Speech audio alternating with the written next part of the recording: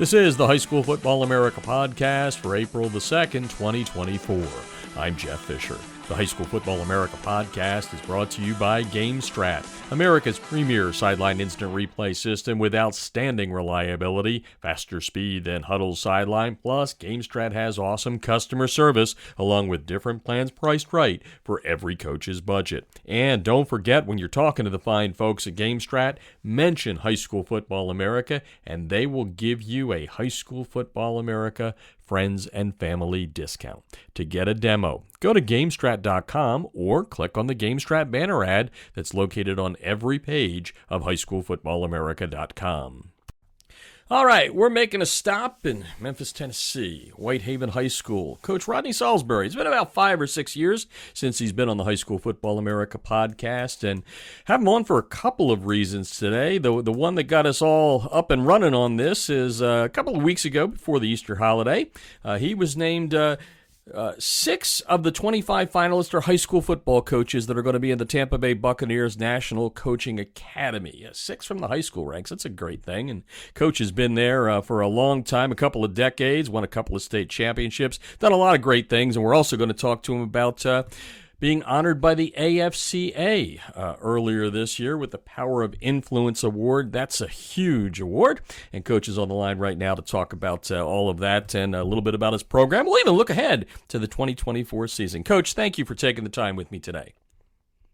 All right, thank you so much, Jeff, for giving me the opportunity to just share the great things about high school football. It is a wonderful sport, and you and I were talking before I rolled the tape here that God does great things. He probably put you in the sport just like he put me, and now it's our job to try and promote it as best we can, right? It's keep it rocking and rolling, I guess is the best way to put it. So let's start with the first thing, which is a couple of weeks ago getting a call from the Buccaneers about a National Coaching Academy, and when I I forgot they were doing it. They called me at one point and said, Jeff, promote this a little bit, and then I guess that was in October, and now we've got 25 guys, one of them being you, in May. They're going to go down to the Bucs training facility and learn from the top of the game. Tell me a little bit about why you decided you want to be involved in this, and then the excitement when you found out you were going to be one of 25. Oh, it was just a whirlwind. Obviously, been doing the thing for a long time and been coaching for a long time and focusing and having tunnel vision on what you're doing and being where your feet are. I just wanted to really investigate the opportunity to learn from the highest level. So when the information was posted about the Coaches Academy that the Tampa Bay Buccaneers was putting on, I filled out the application. I think it was back in like October, November, the right time you said. So didn't really know what it was going to entail, but was just excited about the opportunity to possibly learn at the highest level. And, we always dream of being in the NFL. So I was like, hey, let's take a chance and let's look at it. So it was a process-oriented application that a lot of things we had to do to go through to get it done.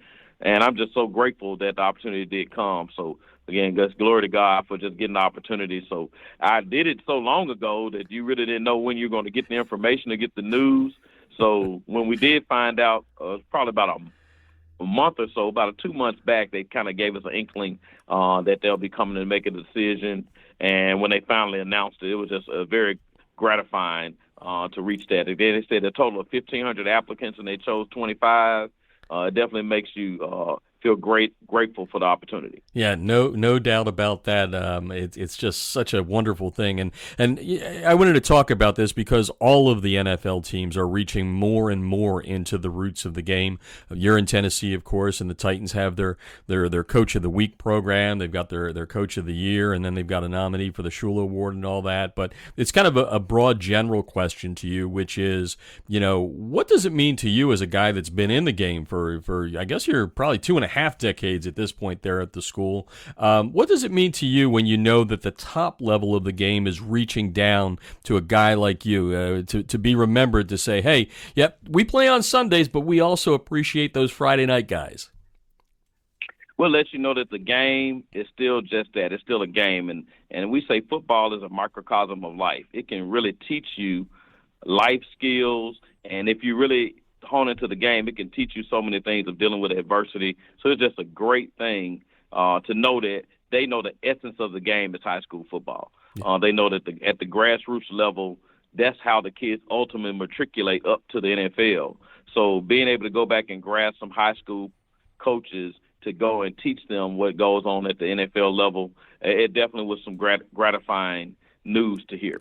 Has it made you kind of go back into the recesses of your mind and remind yourself why you got into the profession? Because as I tell all of our listeners, our fans, to me, and there's a lot of important roles in the world, but the coaching profession to me is right up at the top because of the number of young men and now young ladies that get touched along the way. And have you thought about it? And does it put a big old smile on your face? Go, well, maybe that idea I had several decades ago was a pretty good one. Oh, definitely. It's one of the things that we don't take lightly. Football, as a football coach, you have an opportunity to influence so many young people. And if coaches realize that, they really should really hone in on that, because that's really going to help us change our world and change the communities that we live, because young men should be the leaders. They should be in the forefront, and now the young ladies as well, because we work hand in hand, male and female, together to try to grow our communities. But we do need strong men. And the coach, if you look at any community, the coach touches more young men than anyone else as far as having the sphere of influence over them, being able to direct them properly, give them the proper guidance, the proper morality, way to operate in the world, how to deal with adversity. So coaches have a serious obligation that they have to uphold. So we just really, and it made you think and just realize that how many guys I've helped become adults and become fathers, become husbands, become leaders, and ultimately some have become coaches. So I think that it makes me feel good to see that some thought enough of me as a coach that they wanted to be a coach. Rodney Saulsberry on the line, Whitehaven High School in Memphis, Tennessee. I noticed on the AFC press release talking about your the Power of Influence Award, it says over 200 former players have gone on to play college football and 15 have gone on to become coaches. So I'm gonna take the coaching thing in two parts here. The first part I'm going to ask you is about what you've learned about yourself since going into the profession and putting a whistle around your neck. What's the biggest thing you've learned about yourself? That football, no matter how complex we try to make it, is still a simple game. And if you just keep the fundamentals in the forefront of your mind, you can do well in football, and ultimately you can do well in life. And that's the thing that I really just hang my hat on, is that if you keep things basic and keep the main thing, that life skill is going to help you all the way around. So it's something that we take pride in here, is we're trying to use football as a vehicle of change and not let football use us, because football is a tough game. It's hard on your body. It really is a taxing game if you play it ultimately at the highest level. So why not get the most out of the game and let the game change your life and open up doors of opportunity all across the country if possible? Yeah, well said, well said. And then the 15 guys that have played, for you and then have gone to become coaches, or I guess maybe they were on your staffs. What's the suggestion you give to these young men that go on to do that? Because the game has changed, right, over 3 decades. I mean, it's still the same X's and O's, but it's changed a little bit. It's no longer a 4 or 5 month a year job. It's now round the clock. 365 days. What's some of the sage advice that you give people going into the profession? One is focus on the kids. Focus on developing quality young men, because winning is a byproduct of doing things the right way. Again, I'm an avid Pittsburgh Steelers fan. So I'm a fan ultimately of Coach Tomlin, and he's the head coach of the Steelers. So some of those Tomlinisms, they roll off the tongue. But those are some of the things that are kind of the nature of the organization with the Steelers. The standard is the standard, those things. And we run to coaching. We don't run away from coaching. We run to coaching.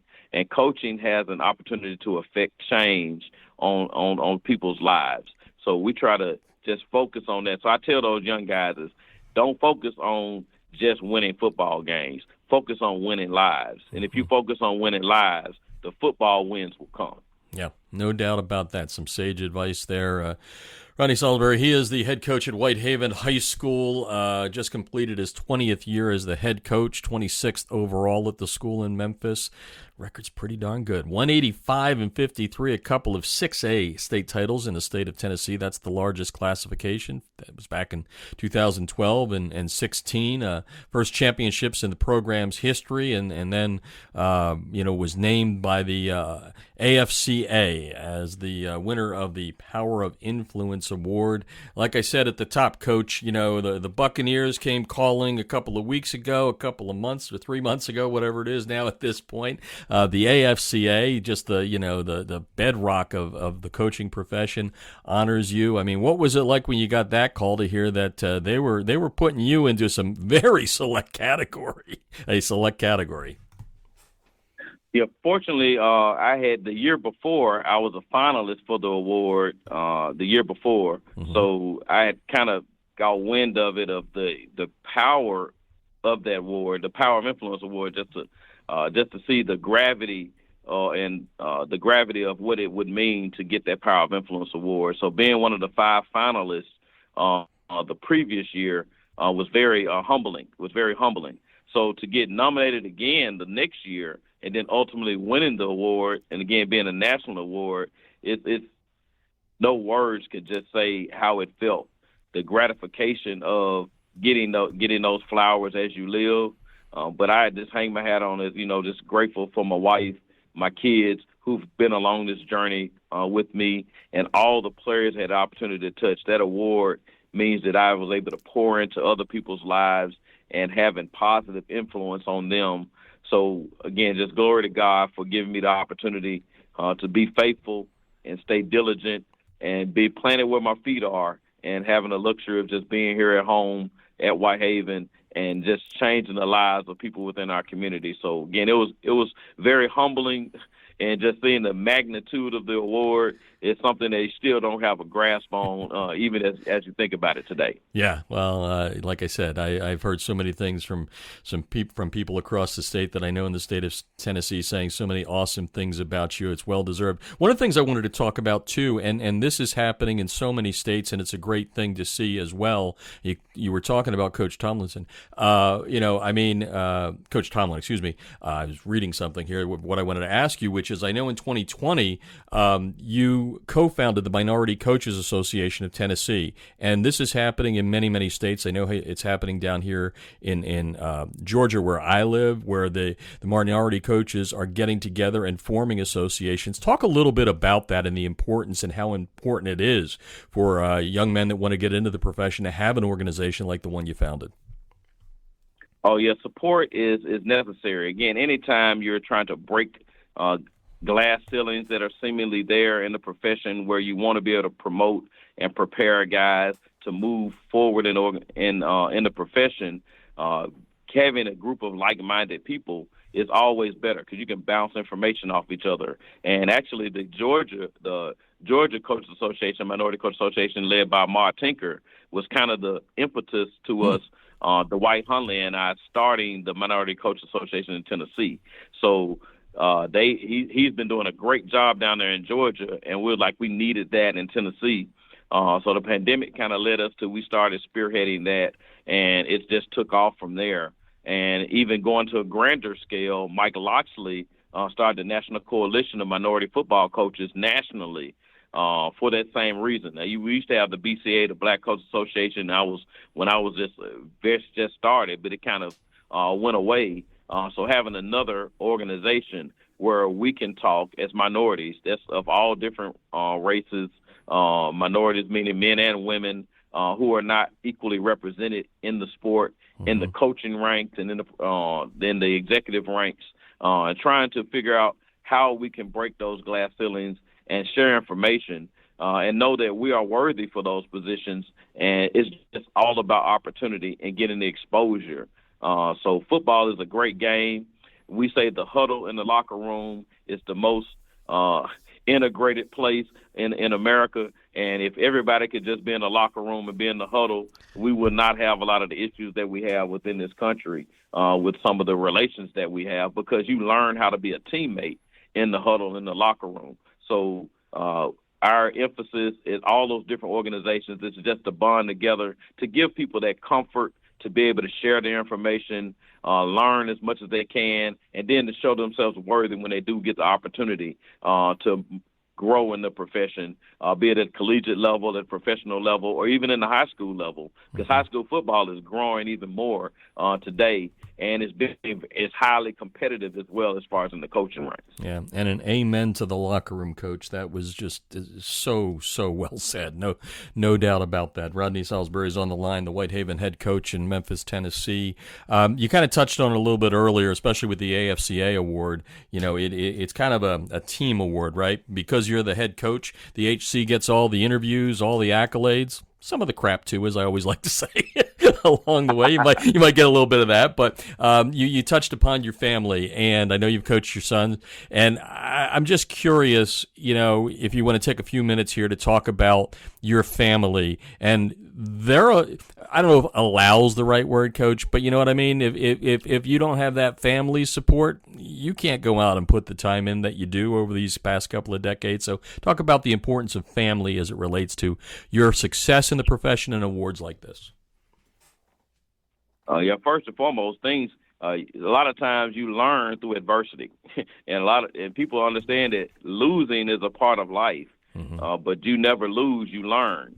So if you know that you're going to make mistakes, you have to learn from those mistakes. And early on in the coaching, we didn't have this thing right, so you're pouring too much time into it, and not balancing family life and coaching life, and it didn't lead to proper family life, so it wasn't conducive to that. So I'm so grateful now that in meeting my wife, my current wife, Alicia, we talked and we found the perfect way to blend in, and she's a part of everything that I do. And that's one of the things. So as coaches, that's one of the things you want to find. You want to find, if you're going to be in the coaching profession, it'd be great to find a wife that loves football as well. They don't have to know the game. They just have to love what the game does. The game leads young men and young ladies to better situations. And that's coaching in any profession, coaching in general. So it leads to growing young people to be better people. So my wife's an educator as well. She's assistant principal at elementary school, so she works around kids. So we just found a perfect way that we can just use this game as me coaching to help young people and to help people in general to grow. So it's been great. So having a great wife beside you is something that's essential, and none of this would have been done without her. So I must say that. And it allowed us to grow our children, because our children grew up in the game. They grew up around football, even if they chose to play or not play. My oldest son, when my wife and I got married, he was in the band. He really wasn't playing football, but he was in the band. But band is really a part of football, especially what we do here at Whitehaven. Our band is just the biggest part of the game as we are. So he was a band, and now he's currently a band director. Now he's went from the band. Now he's directing bands. So then my son, my namesake, he came and he played football here for me. So it was so great to have him here and being able to coach him. And sometimes having to stay away from him as a coach, because dad and coach, that mix sometimes gets a little tough. But him growing in the game, and now he actually is coaching. He's a graduate assistant at Tulane University down in New Orleans. So him being able to make a career or focus on making a career out of coaching, it makes you feel good as a father. The next son, Trevor, again, he played football all growing up. But we got to high school. He wanted to focus on running track, because he was like, he just told me, he was like, Dad, my body ain't prepared for all this football stuff, because he didn't grow. He was like, instead of me getting hit, I just want to run. And so he was able to run track and be very successful in track. Actually went to college and had the opportunity to run track in college, but just going a different direction now. He works, he's as a CDL license at 21 years old, just turned 22. He's over the road driving. He's literally been, in the past few months, he's been coast to coast, driving 18-wheelers from California to Florida. So he's seeing the world right now through the logistics arena, and that's something that he loves and desires. And lastly, my daughter, who's the baby in the bunch, she grew up around athletes, and she played sports growing up. and she actually works at UT football in the graphic design department. And she has to get her major in graphic design, but I don't think she wants to stay in football all the time. So she wants to probably just go into marketing. But football is something she has been engulfed in, and it's helped finance some of her college. She actually got stipend. She gets paid to work for UT football now. She's at practice, and she's calling me, talking about pro days and things of that nature. So it's something that it's a bond that grew through the sport of football that you can't miss. So as a coach, it makes you feel great that your family was engaged and involved in the game with you, and it helped grow them up. Because I make sure that I don't miss anything that they do. And I tell my coaches, if your children are doing something, you need to go. If they're having games, you only got one chance to be a father. You got plenty of chance to coach football. So you need to make sure that if your children got games, they got whatever, track meets, anything like that, you need to make sure that you're there, because your presence speaks so much more than just you monetarily supporting them. They want to see you there. So I try to make it as much as possible that my coaches understand that you need to be there to support your kids, and we make that opportunity available for them, because we can coach, we can get your job covered, but we can't be a father for you. So you need to be present.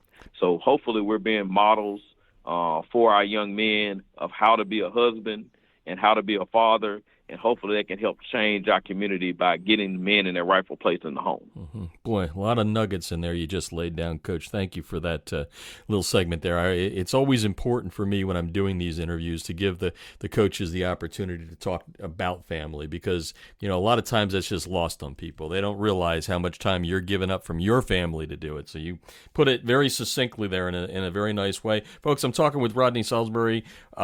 He's the head coach at Whitehaven High School in Memphis, and he's just done some wonderful things there beyond X's and O's, and honored this year by the AFCA, a Power of Influence Award. He's going to be in May in Florida at the Tampa Bay Buccaneers inaugural coaching academy, which is going to be fun. And as we go away here, Coach, we're going to talk a little Whitehaven football specifically.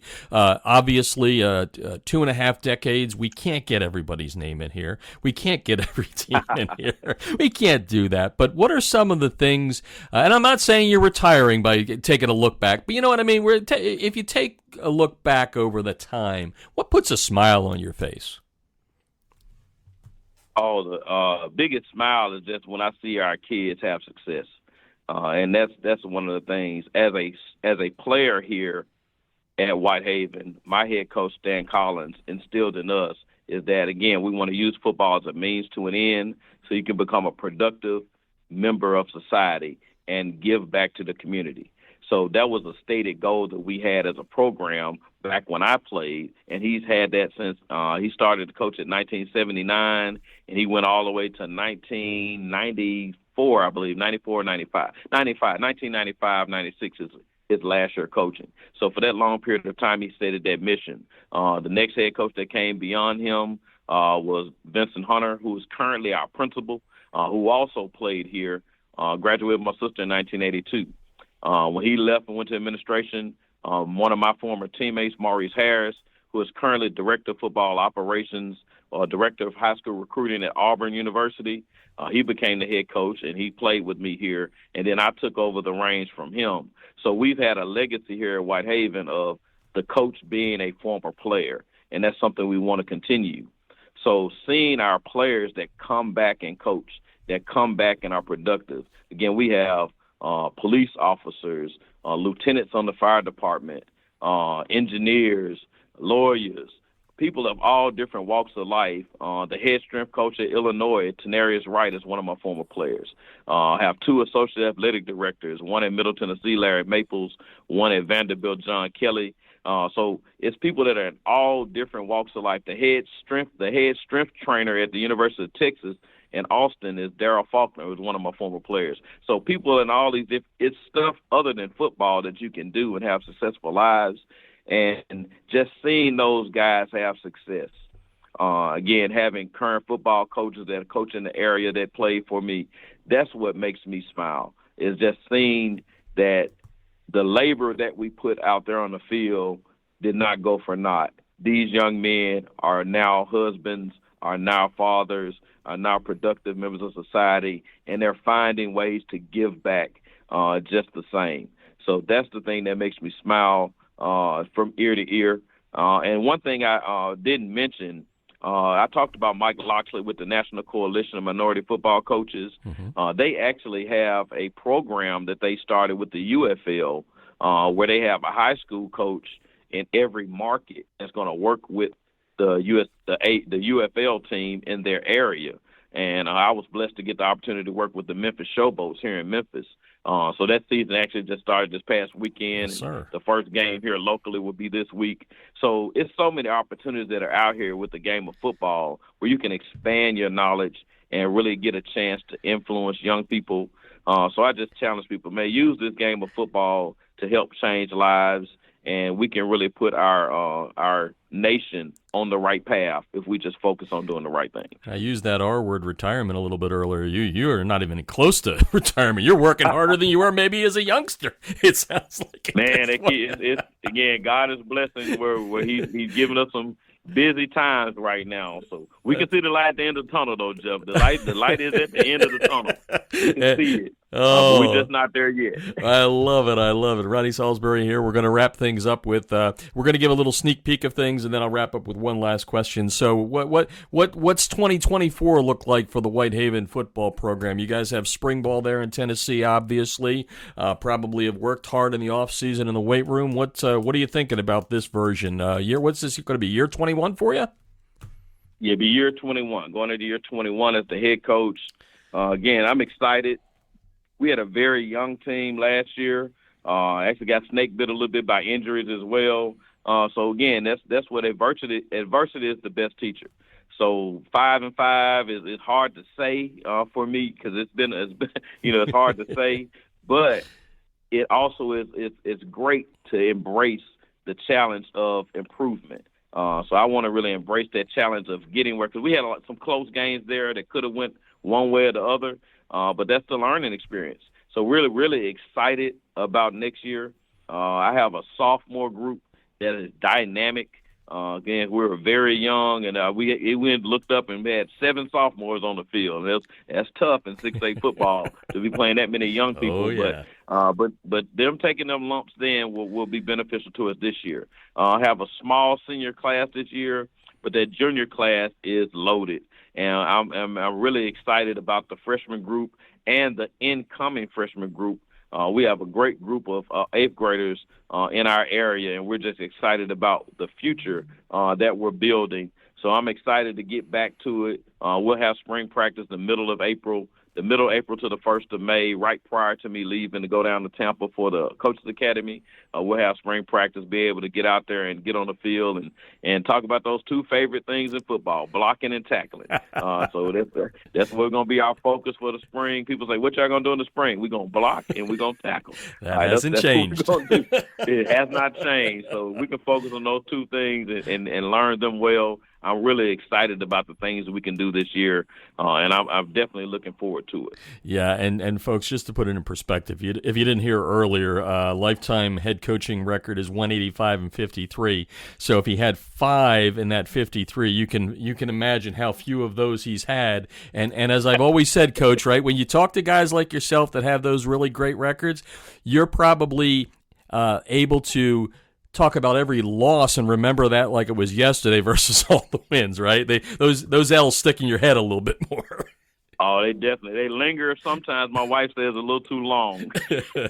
I hear that. So the question going away, Coach, it's just kind of like I like to have fun with it. It's kind of like you're in a room, right, but nobody knows you're there, and you got a whole table of your former players, all across the spectrum from 20 years ago to most recent, and they're talking about Coach Saulsberry there, and just kind of joking and laughing and having a good time, but they can't see you. So what would you like to hear coming out of those young men's mouths about you?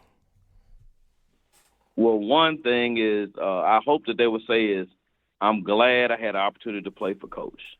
The things that he taught me helped me in what I'm doing right now. That's one of the things I just love is that the words that I spoke to them, the encouragement that we gave them, and I want them to look back and have fun thinking about the time that we spent together. and have a little joy in their heart. And do you remember this? And do you remember that? And talking about the successes and sometimes the failures that were funny, those things. So just wanted them to have a joyous time talking about the lessons that they will learn. And it's probably be a little bit of some of those little quips that they'll probably remember. You remember when Coach said this and Coach said that, some of those things that'll probably be a little comical. Because, again, as coaches, sometimes we have to come from the hip and have some little sayings that we might say to grab children's attention. So I'm pretty sure they have a few of those things that they have under their belt that they probably wouldn't want me to hear that they remember. But just knowing that they say that, hey, I'm glad that I had the opportunity to play for Coach, and some of the things he said to me changed my life and put me in a better position to make a better future for my family. So that's what I would hope to hear, them saying those stories. Because I got some of the young men that I told them, I was like, hey, man, you need to marry that girl. Hey, you need to make sure that you take care. And they listened. So it was just great to have that influence and let them know, and just like, hey, I've been where you've been.